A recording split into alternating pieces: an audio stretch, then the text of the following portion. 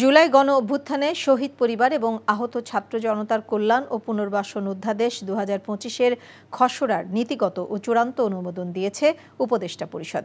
আজ প্রধান উপদেষ্টার তেজগাঁও কার্যালয়ে অনুষ্ঠিত উপদেষ্টা পরিষদের নিয়মিত বৈঠকে এই অনুমোদন দেয়া হয়। অন্তর্বর্তীকালীন সরকারের প্রধান উপদেষ্টা অধ্যাপক মোহাম্মদ ইউনুস এই বৈঠকে সভাপতিত্ব করেন।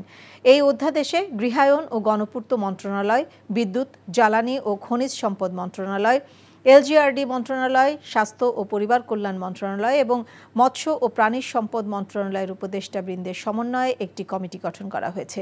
এছাড়া জাতীয় মুক্তিযোদ্ধা কাউন্সিল অধ্যাদেশ 2025-এর খসড়ারও নীতিগত ও চূড়ান্ত অনুমোদন দেওয়া হয় এই বৈঠকে।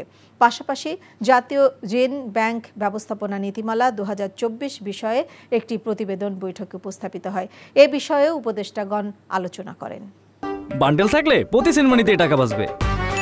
বিকাশ সেনমানি বান্ডিল কিনে জিতুন প্রতি লেনদেনে।